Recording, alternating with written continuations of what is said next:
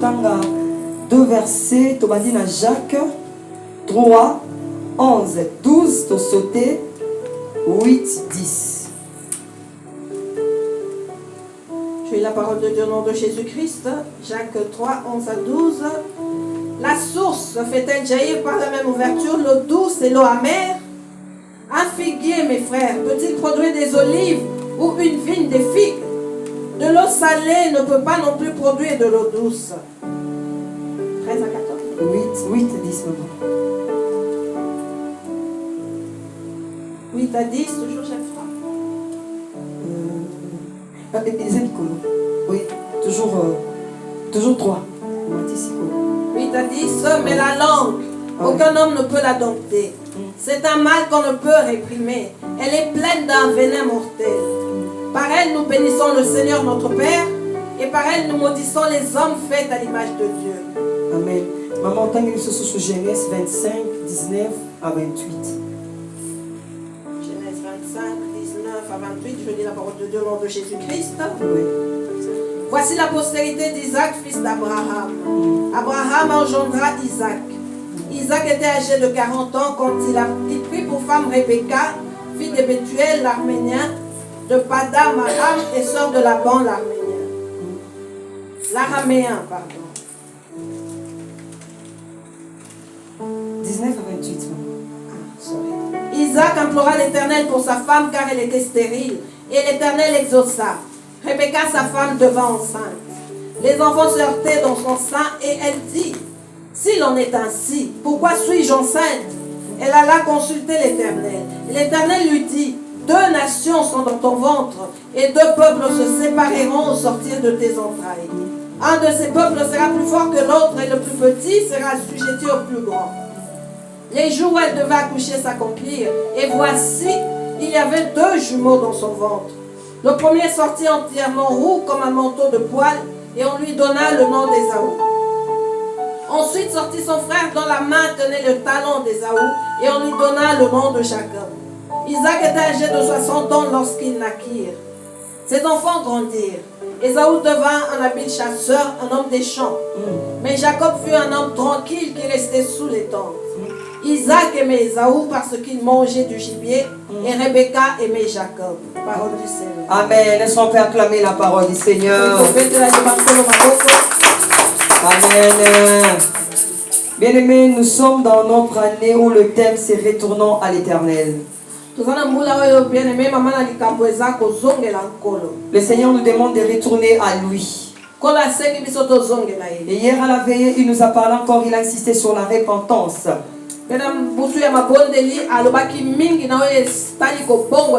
Sur la repentance, bien-aimé, c'est une façon aussi de retourner à Christ.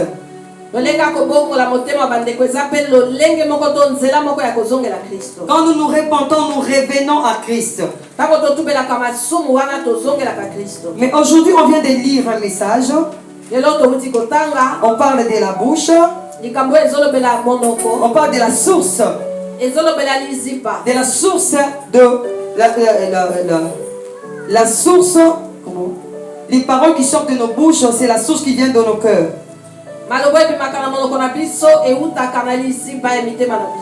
On dit, la Bible nous dit la source fait-elle jaillir par la même ouverture l'eau douce et l'eau amère. La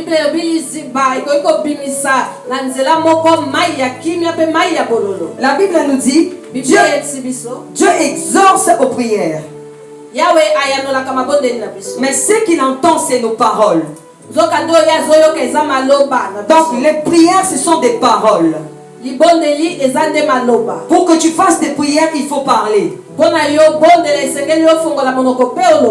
en quelque sorte, les prières en soi, ce sont les paroles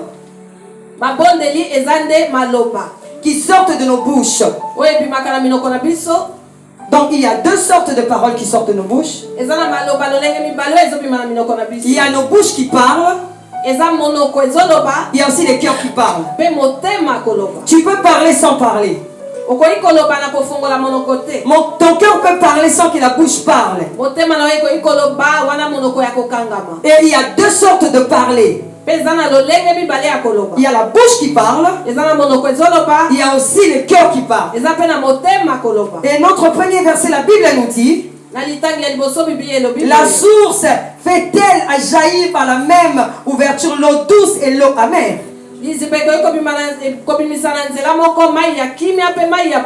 Est-ce qu'une source peut sortir en même temps une eau douce et une eau amère? C'est impossible. Si l'eau sort, si elle est amère, elle est amère. Si elle est douce, elle est douce. Donc ça veut dire la même bouche ne peut jamais sortir des types de paroles. Aujourd'hui, je voulais attirer notre attention. Dieu n'exauce pas aux prières de celui qui se contredit. Dieu a besoin de la précision dans nos paroles et dans nos prières. Ça veut dire quand nous prions, nos paroles que nous sortons doivent être conformes avec ce qui se trouve dans le cœur. Dieu ne prend pas au sérieux les prières d'une personne qui parle autre chose et le cœur parle autre chose. Même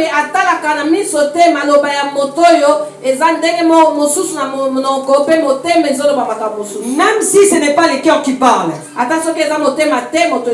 mais la même bouche peut avant dire une chose, après ça change. Je voulais attirer l'attention des chrétiens. Des fois le Seigneur ne nous comprend pas. Tu as des paroles négatives, mais tu viens lui demander les choses positives pour la chose. Je donne l'exemple. Je vais chez maman Bibiche. Elle va prier pour moi. J'ai ces problèmes qui ne terminent pas. Mais quand je me réveille, je dis en moi, est-ce que ces problèmes terminera? Est-ce que ces problèmes prendront son? La première source qui est sortie de moi, c'est le négatif. C'est le doute. Et quand je vais chez maman Bibiche, elle va prier. Elle va invoquer son Dieu. Mais Dieu regarde d'abord ta première réaction. Il regarde d'abord ta première parole. Quelle eau elle avait sorti avant de venir prendre l'eau de vie? C'était déjà d'abord amer. Et on ne se rend pas compte de ça. On ne se répond pas de ça, mais on attend que Dieu nous exauce. C'est à ce moment-là que de fois nos prières n'ont pas de réponse. Tu crois peut-être que maman n'a pas bien prié pour moi, mais tu as mal commencé avec tes paroles. Nous n'avons qu'une source de prière, nos bouches et nos cœurs. Celui qui parle d'abord mal et qui pense mal, Dieu ne répondra pas à ses prières. Pourquoi Dieu ne va pas répondre? Parce que d'abord tu as sorti une mauvaise eau. Tu as sorti d'abord la négativité. Tu as d'abord douté de ces dieux-là. Mais la Bible nous dit sans la foi, personne ne verra le Seigneur. Donc quand tu t'approches de Dieu, tu dois avoir la foi. C'est pourquoi Jésus, avant de guérir quelqu'un, il lui faisait parler. Tu veux que je te fasse quoi? Je vais être guéri. Donc c'est que la personne sort, et après Jésus vient accomplir ce que la personne sort. Si tu dis mais moi je ne sais même pas si je vais guérir Jésus, je ne sais pas, mais mon problème de moment c'est si je vais être guéri. Donc tu es déjà dans les négativités. Tu n'es pas encore précis. Jésus te regarde. Mais comment ta même bouche veut la guérison, la même bouche doute que tu peux recevoir la guérison. Tu mélanges les sources. Donc tu ne sors pas les mêmes choses. Je suis venu nous dire, bien-aimés, faisons très attention quand nous venons au Seigneur. Ce que nous sortons avant, c'est ce que Dieu considère. Parce que la Bible nous dit, c'est de l'abondance du cœur que la bouche parle. Avant de venir à l'église, tu y as réfléchi, tu as pensé, et Dieu va t'accompagner à ta pensée. Si elle n'est pas correcte, tu ne verras pas Dieu. Je vais donner un exemple. Souvent nous les mamans, tu as un enfant qui fait beaucoup de bêtises. Cet enfant n'ira pas loin. Cet enfant n'écoute jamais. Comment je peux parler? Toi, tu ne comprends jamais. C'est la source qui parle. C'est la parole qui sort. Ce n'est pas la parole de la bénédiction. Tu ne bénis pas cet enfant. Ça veut dire que tu déclares que cet enfant reste moi dans ma vie. Mais tu viens à l'église. Maman dit, cet enfant prie pour elle.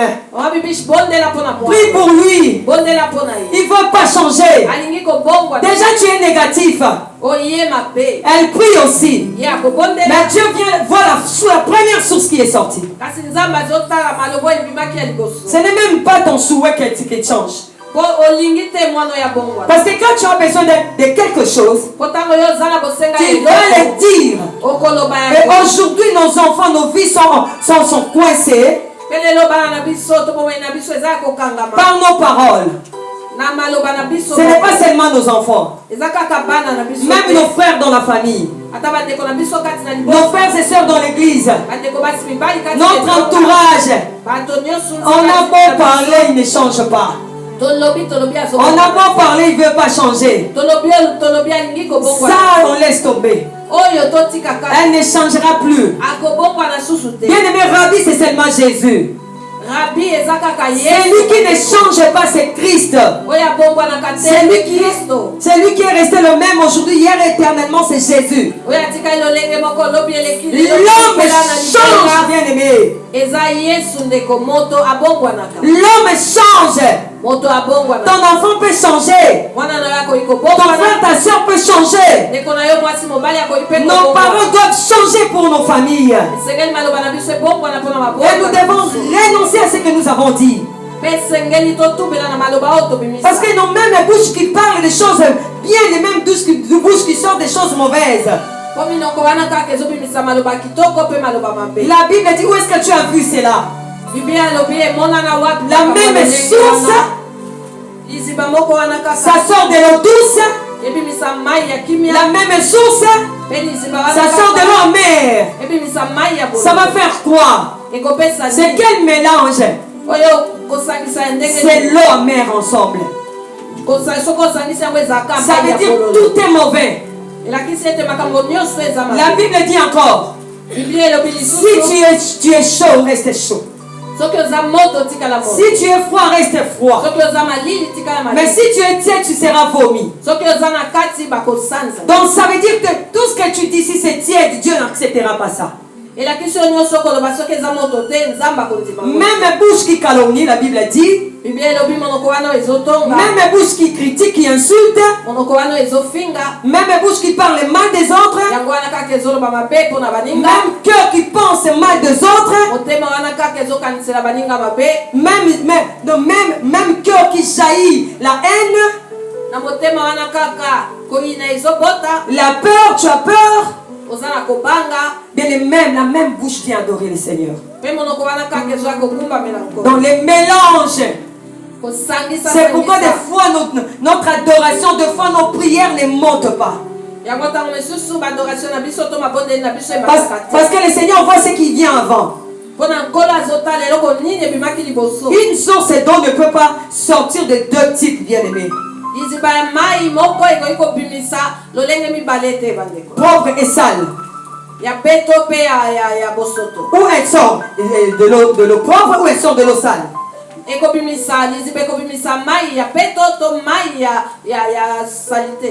Je voulais dire à quelqu'un, nous serons jugés par nos paroles que nous disons et nous pensons. Devant le Seigneur, tout ce que nous parlons, tout ce que nous pensons, tout ce qui sort de nos cœurs, c'est ça ce qui sera notre jugement. Et quand le Seigneur nous appelle à la repentance, il nous appelle à nous repentir des cœurs et non des bouches. Pour savoir quelqu'un qui t'aime ou qui ne t'aime pas, tu verras des choses qui sortiront de sa bouche. Il peut faire semblant aujourd'hui. Il peut faire semblant demain. Mais fin de la chose qui est en nous, en la personne, sortira toujours parce que c'est la source. Et j'ai toujours dit, la vraie repentance, c'est la source. Si tu veux que tes enfants soient guéris, commence à arranger la source. Ces derniers temps, je pleure à Dieu. Je dis, Seigneur, toutes les mauvaises paroles que j'ai parlées à mes enfants, je le retire, je renonce à cela au nom de Jésus-Christ. Tout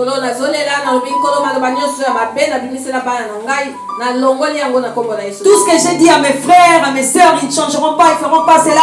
Seigneur, pardonne-moi, je le retire au nom de Jésus-Christ.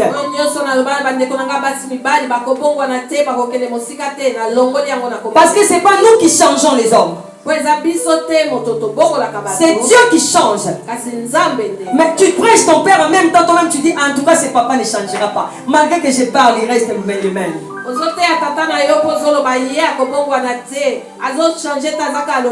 Commence par changer ton langage. Appelle ce qui n'existe pas à l'existence. Mais toute parole qui sort de nos bouches forme un corps. Tout ce qui demeure nos cœurs forme un corps, bien-aimé. Je voulais attirer l'attention d'une personne. S'il te plaît, contrôle tes paroles. Contrôle ton cœur. Contrôle ton cœur. La Bible nous dit, garde ton cœur plus que toute autre chose. N'accepte pas que ton cœur masse tout ce que tu entends. Parce qu'on peut abîmer ton cœur pour une personne qui est ta bénédiction. Mais moi j'ai connu des gens, on l'a haï. La personne qui les hait ne la connaît même pas, ne connaît pas la personne, mais parce qu'elle avait entendu parler d'elle de mauvaises choses, ne la connaît pas, mais hait la personne.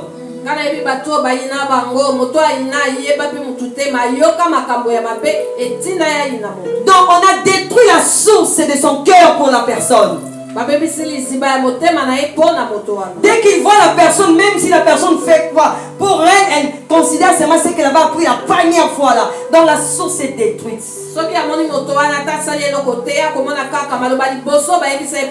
Bien-aimés, faisons très attention, beaucoup rateront le ciel. Le Jésus viendra chercher l'église sans tache ni rite.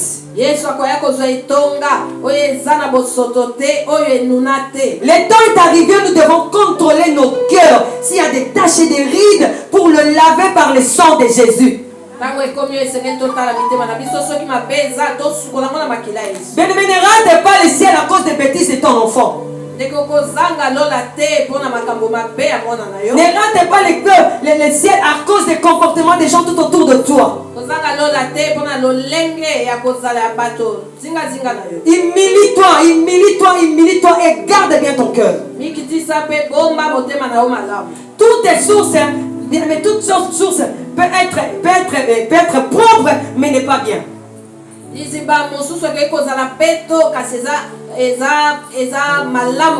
Tu vois les sources claires. Tu le vois bien. Tu demandes qu'on te donne à boire. Tu veux boire. On te dit ne bois pas, c'est empoisonné. Mais je vois cette eau n'est pas empoisonnée. Elle est claire. Elle est claire cette eau. Bien aimé, je voulais te dire ceci. Tu peux dire à Dieu des choses claires, des belles paroles. Mais Dieu s'il voit dans tes paroles, il n'y a pas de foi. Il y a des doutes dans tes paroles, dans ton cœur. Il voit que ton cœur a été déjà empoisonné. Les doutes empoisonnent le cœur. Le manque de foi empoisonne le cœur. Une fois que tu manques de foi par rapport à ton problème, bien aimé, laisse-moi te dire que tu es déjà empoisonné. Il n'y a pas d'exorcement de telles prières. Je pleure beaucoup pour mon pays Congo. Nous sommes les premiers à critiquer ce pays. Nous les Congolais, nous sommes les premiers à dire que Mboka est Kobongate. Les Congolais, nous sommes les premiers à dire que ce pays n'ira jamais de l'avant.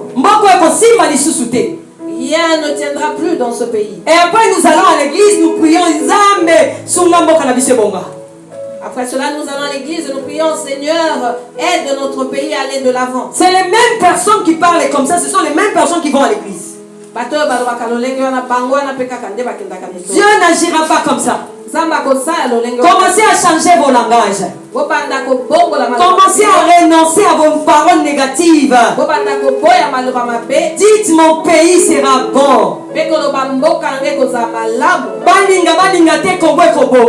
Vouloir ou pas, le Congo ira de l'avant. Vouloir ou pas, le service social entrera dans le Congo. Qu'on ne veuille pas, le Congo sera une terre de refuge. Qu'on ne veuille pas, le Congo se lèvera et Jésus sera manifeste. Et quand nous allons maintenant prier, les sources qui aussi sont sorties avant, c'était positif. Dieu maintenant viendra avec sa bénédiction. Elle va bénir nos paroles. Qu'est-ce qui signifie malédiction? Ça veut dire quoi? Ça veut dire mal dit.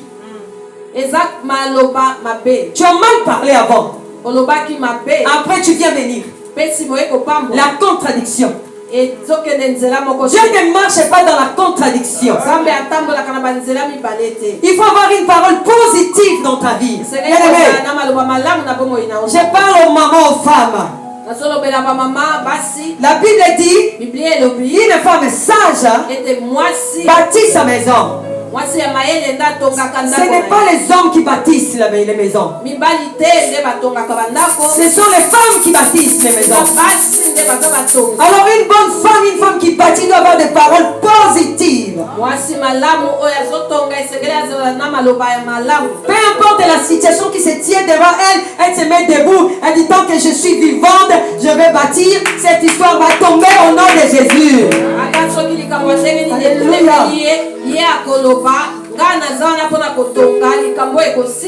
Et quand il rentre dans la prière, elle dit Seigneur, tu as dit dans ta parole, au nom de Jésus, tout genou fléchit et toutes les langues confessent que tu es Seigneur. J'ai dit que ce problème doit fléchir devant ton nom au nom de Jésus. Directement le Seigneur entend ta prière parce que la première source était positive. Mais toi tu es là toujours. Cette maison, j'ai beaucoup parlé. En tout cas les gens de cette maison ne changeront pas. Ces enfants n'écoutent pas. Ces maris têtus comme je n'ai jamais vu. Un papa incrédule, une femme incrédule, un homme incrédule. Toute la journée tu n'as dit que ça. La source est mauvaise, amère. Et tu viens le soir t'agenouiller, Seigneur. Mes enfants, mon mari, Seigneur. Le Seigneur te regarde. Qu'est-ce qu'elle veut? Ce n'est pas elle qui a maudit toute la journée. C'est que pas elle qui était négative toute la journée. Qu'est-ce que moi j'ai à faire là maintenant? Elle a sait qu'elle a sorti déjà.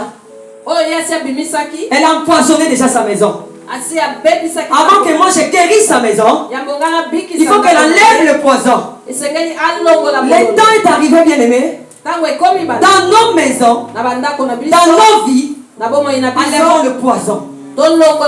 Nous avons empoisonné nos vies.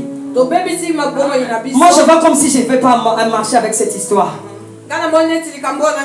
Avec cet homme ça n'ira pas. Avec ses enfants ça n'ira pas. Ses enfants, moi je vais mourir avec ses enfants. Bien mais tu as déjà empoisonné ta vie. Le diable et les pousseront à faire des choses qui vont te tuer. Parce que toi-même tu l'as déjà dit. Et quand tu demandes à Dieu la miséricorde, Dieu te regarde, mais tu empoisonnes ta vie. Toi-même, moi je n'ai rien à foutre là. En retournant auprès du Père bien-aimé, repentons-nous et renonçons à tout ce que nous avons dit contre nos vies nous-mêmes. C'est très important. La Bible dit par elle nous bénissons le Seigneur notre Père et par elle nous maudissons les hommes faits à l'image de Dieu. De la même bouche sortent la bénédiction et la malédiction. Il ne faut pas, mes frères, qu'il en soit ainsi. Alléluia. Amen. Il ne faut pas, mes frères, qu'il en soit ainsi. Nous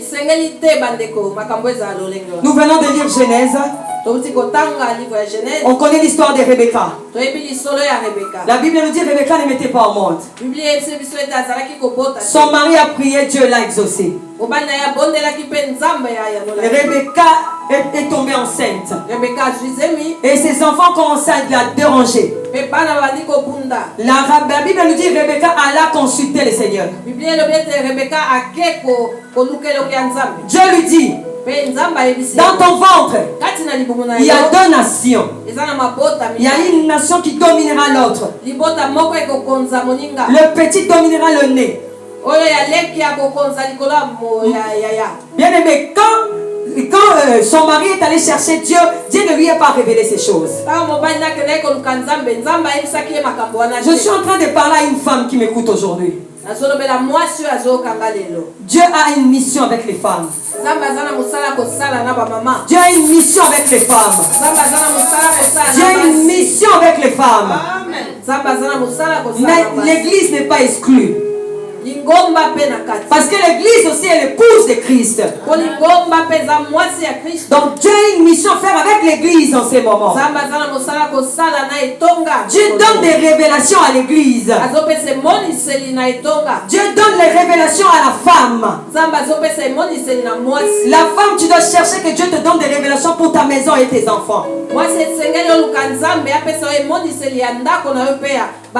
Rebecca a reçu la révélation. Rebecca connaissait la révélation que son mari ne connaissait pas. Et qu'est-ce qui s'est passé? Rebecca, la Bible nous dit, la Bible précise, bien aimé, que le papa aimait beaucoup le fils aîné, Ésaü. Parce qu'il lui faisait à manger le gibier, il lui faisait la viande de manger. Et Rebecca aimait Jacob. C'était déjà une famille brisée. Papa aime l'aîné. La maman aime le cadet. Bien aimé, je nous en prie au nom de Jésus-Christ. Il ne faut pas séparer les enfants. Il ne faut pas aimer un plus l'autre. Parce que l'autre là aime beaucoup quand on l'envoie. Lui n'aime pas tant, je l'aime pas beaucoup. Parce que l'autre là est obéissant, il est respectueux, mais l'autre il est impoli. C'est pourquoi je ne l'aime pas. Non, Dieu m'avait dit quand je les ai eus que le premier là, lui il est comme ça, mais le deuxième sera prophète, c'est pourquoi je l'aime.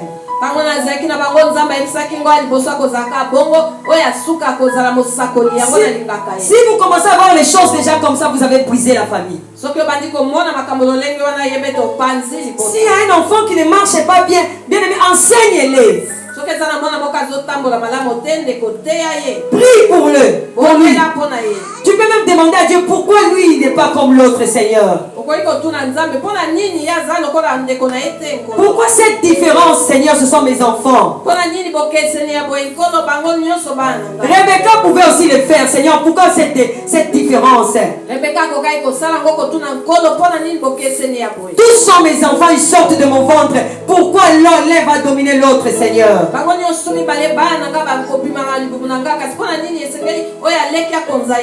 Alors il pouvait aussi prier pour l'aîné. Miséricorde pour l'aîné, Seigneur. Mais ce n'était pas le cas avec Rebecca. Rebecca fait son choix.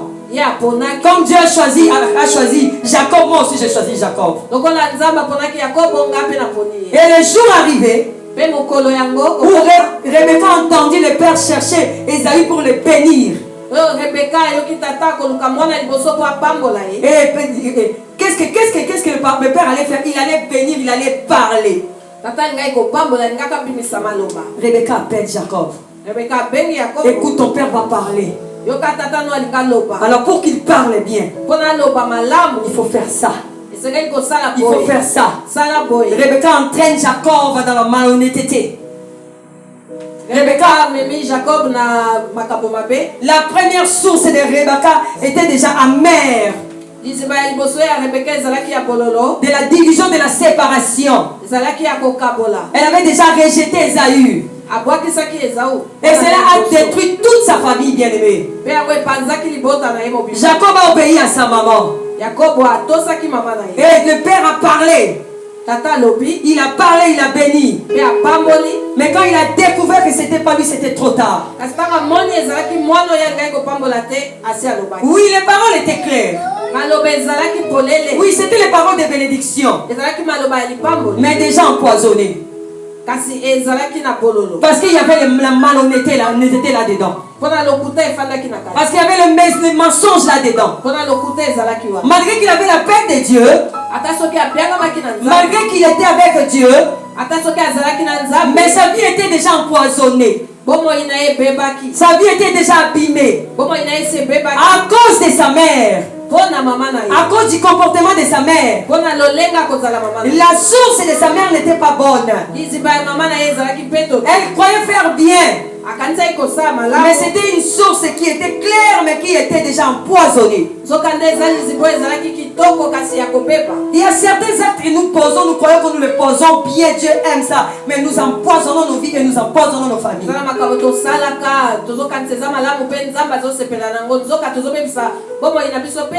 Bien aimé, tout acte que tu es en train de poser, compare-les à la parole de Dieu. Est-ce que ce que je suis en train de faire par rapport à la parole de Dieu, c'est bon? Est-ce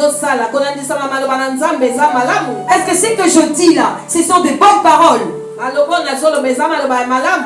Mais n'accepte pas aussi qu'on t'injecte des paroles négatives. Quand tu es venu en Belgique, ah, c'est un mauvais pays. Tu n'auras rien ici, il n'y a pas d'argent en Belgique. Il n'y a pas d'argent en Belgique. Ah, toi aussi tu acceptes. On empoisonne déjà ta source. En Belgique, il n'y a rien. Mais Dieu te voyait en Belgique. Tu vas faire ce que les autres t'ont dit. Tu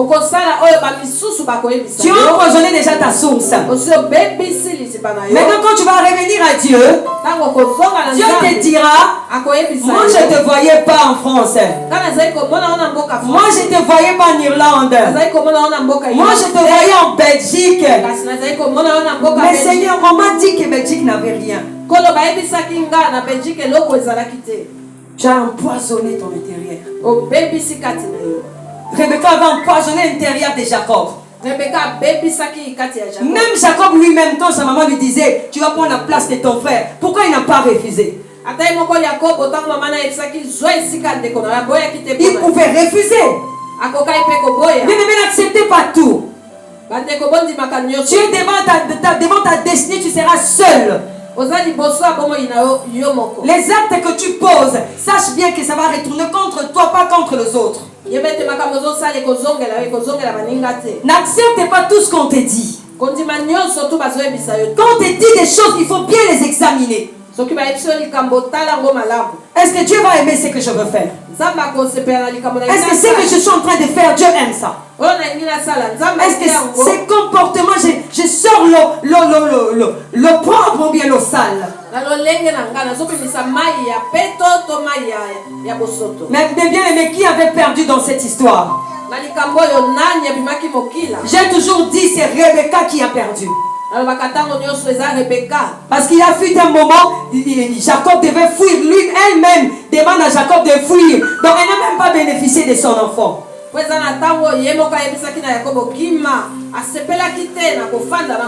Jacob a fui malgré les bénédictions. Mais tu peux pas parler à tes enfants. Mais la source, c'est déjà si tu avais empoisonné, arrange. Retournons à la source, bien-aimé. Qu'est-ce qui a détruit ton cœur? Faisons attention, bien-aimé. Arrêtons de nous blesser. J'ai entendu un frère dire, il disait, tu sais, la vie c'est comme un papier. Quand je te donne la confiance, je te donne l'amour, je te donne un papier vierge. Un papier propre. Mais quand tu me blesses, tu froisses les papiers.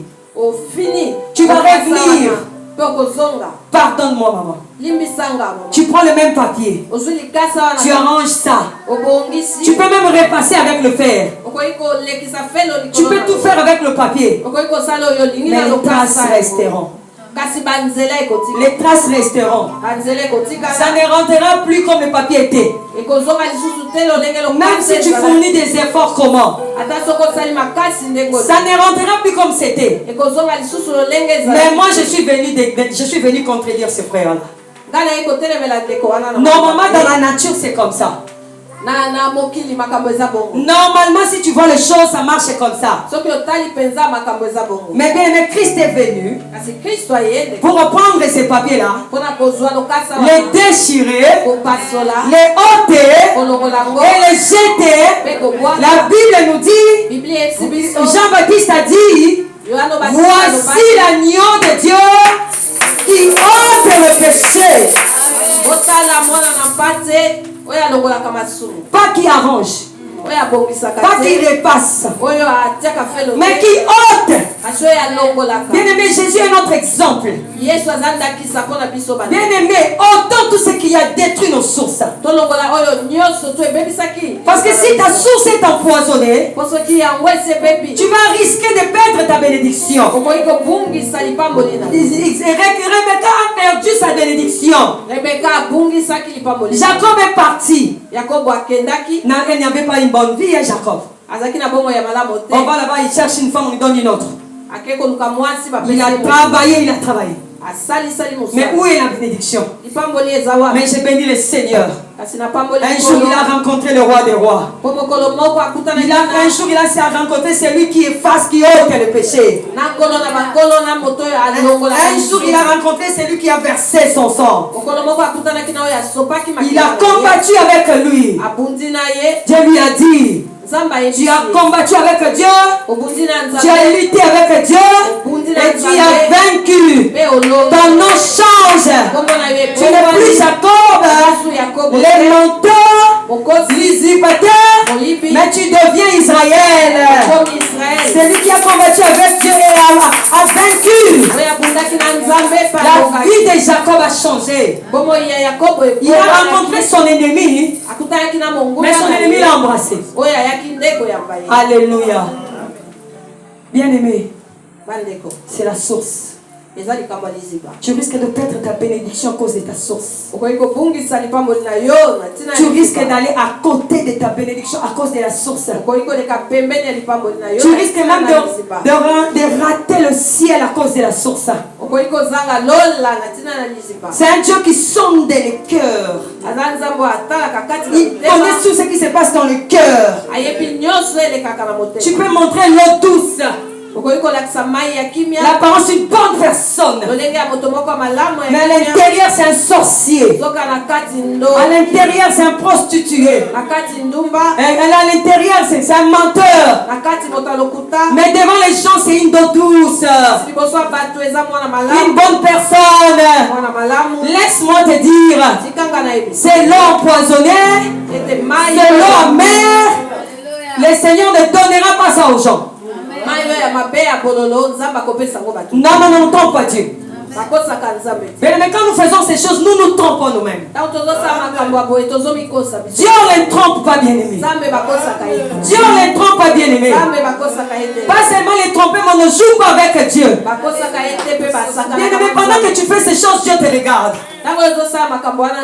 Dieu te parle au travers de ces prédicateurs. Les mamans prêchent. Les papas prêchent. Tu blagues avec Dieu. Tu montres l'apparence d'une bonne personne. Le Seigneur insiste.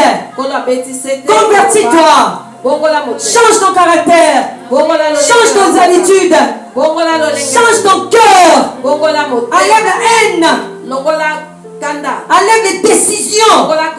Mais la seule personne qui peut prendre la décision de nos vies, c'est Jésus. Arrêtez de prendre des décisions que Dieu n'a pas envoyées. Ça peut détruire ta vie, bien-aimée.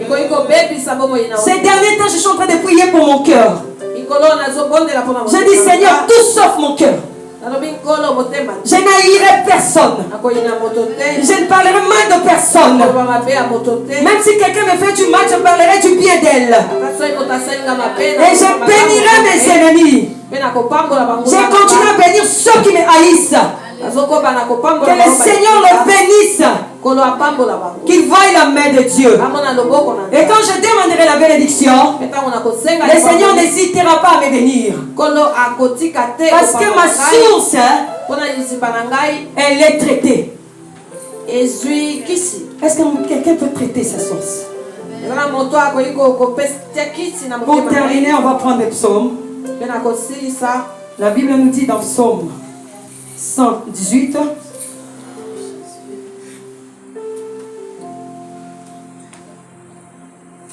Psaume 118, la Bible nous dit. Maria peut nous aider, maman. 118, 24 à 25. J'ai la parole de nom de Jésus-Christ. C'est ici la journée que l'Éternel a faite. Qu'elle soit pour nous un sujet d'allégresse et de joie. Ô Éternel, accorde le salut. Ô Éternel, donne la prospérité. Parole du Seigneur. Est-ce qu'on peut acclamer la parole du Seigneur? Bien aimé, ça c'est David qui parle. David commence à parler. Il n'a pas encore prié. Il se réveille. Il dit, c'est ici la journée que l'Éternel a faite. Qu'elle soit pour nous un sujet d'allégresse et de joie. Après, David va prier. Oh Éternel, accorde le salut. Oh Éternel, donne la prospérité. Alléluia. Amen. David avait compris ces choses. Il a commencé par bénir la journée. Après, il demande la prospérité. Toi, tu te réveilles le matin. Eh Seigneur, avec les factures, Seigneur. En tout cas, l'Europe, je suis fatigué. Je crois que ça n'ira pas. Mais Seigneur, je t'en prie, bénis-moi. Deux paroles. Deux sources. Ça ne peut pas concorder. David commence par bénir. C'est la journée que l'Éternel a faite. Qu'elle soit pour nous un sujet d'allégresse et de joie. Oh Éternel, accorde le salut. Oh Éternel, donne la prospérité. Dieu vous regarde David. Lui-même a commencé déjà à bénir. Et il me demande la bénédiction. Mais c'est la même chose. Parce que c'était ma volonté que vous soyez bénis. Alors David soit béni. Je retourne dans le jardin d'Éden. La Bible nous dit, Dieu avant de créer l'homme, bien aimé, la Bible dit qu'ils ont parlé entre eux. Ils n'ont pas encore créé. Ils n'avaient pas encore créé. Ils avaient parlé. Créons l'homme à notre image. Créons l'homme à notre image. Dieu a appelé déjà l'homme avant qu'il ne le crée. Bien aimé, la chose que tu entends de Dieu, commence déjà à l'appeler. Appelle ça à l'existence. Dis Seigneur, tu as dit dans ta parole, je serai la tête et non la queue. Tu te réveilles le matin. Moi je suis la tête et non la queue. Moi je ne veux pas emprunter, mais je vais faire emprunter. Après quand tu rentres dans la prière, tu dis Seigneur, toutes les dettes que j'ai, manifeste-toi. Parce que tu m'as déjà dit que moi je ne peux pas emprunter, je vais faire emprunter. Je dis, faisons l'homme à notre image. Après avoir parlé, bien aimé, ils viennent maintenant, ils prennent les sables. Ils donnent les sous, ils donnent forme. Ils donnent la forme. Mais ils avaient déjà parlé. La parole de Dieu était déjà là pour s'accomplir. Avait déjà la forme pour s'accomplir. Ça attendait seulement l'accomplissement. Dieu fait le sable. Il forme l'homme. Il forme l'homme. Il termine. Il n'a plus parlé. Bien aimé, quand tu parles avec la foi, tu ne parleras plus. Tu sais pourquoi on répète.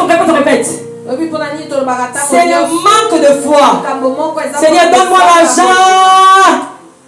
Le matin, le soir, donne-moi l'argent. Même l'argent est étonné. Mais lorsque l'argent lui appartient, tu avais déjà demandé le matin, il avait écouté. Si vraiment il t'écoute, la Bible nous dit, Dieu souffla. Dieu souffla sur l'homme. Et l'homme avait la vie. Dieu n'avait plus parlé.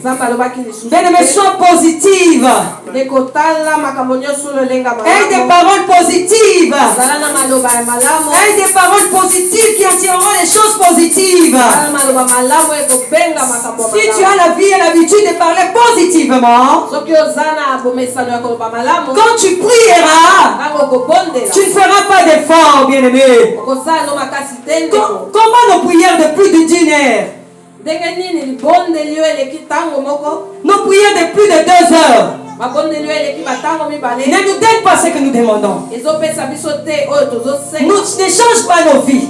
Mais un petit geste que Dieu a fait seulement, foi, la vie est venue. C'est pourquoi Jésus a dit, si tu as la foi comme un grain de sénévé, tu diras à la montagne de se déplacer. Elle va t'obéir, elle va se déplacer.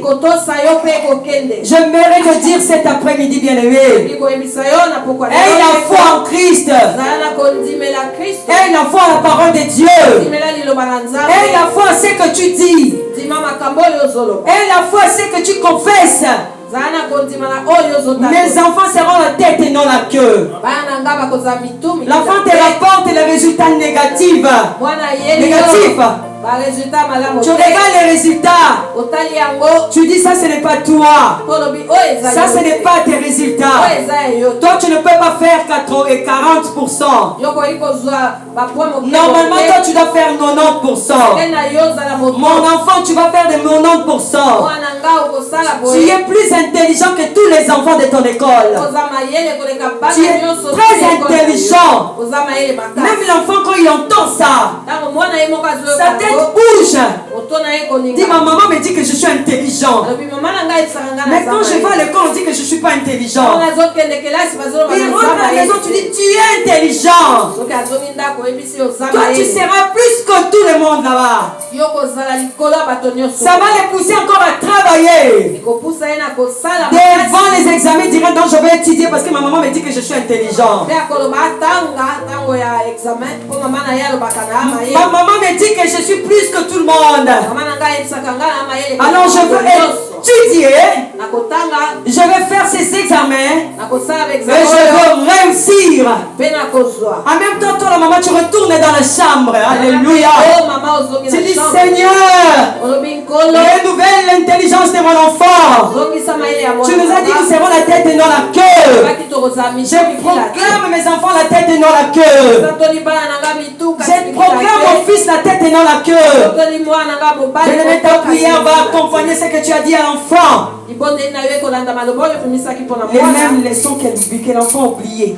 Quand il va commencer à les faire, ta prière de la maison la poursuit à l'école. Ça va porter la chair. Et les résultats quand il sortira, 90%.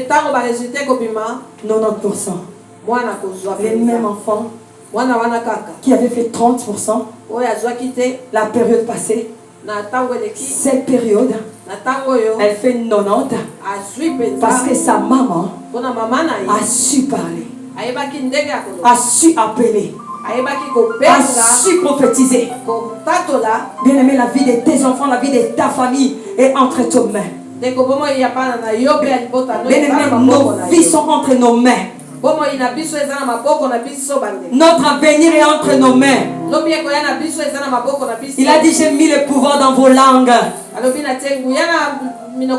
La même langue, elle est petite, elle peut détruire.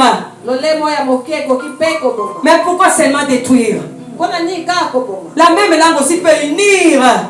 Oh bien, mais prie Dieu qu'il fasse de ta langue une langue qui unit. Une langue qui unit les hommes. Une langue qui amène la bénédiction. Une langue qui change les vies des gens. Une langue qui amène la prospérité.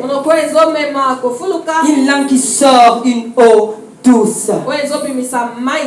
Est-ce qu'on peut acclamer le Seigneur?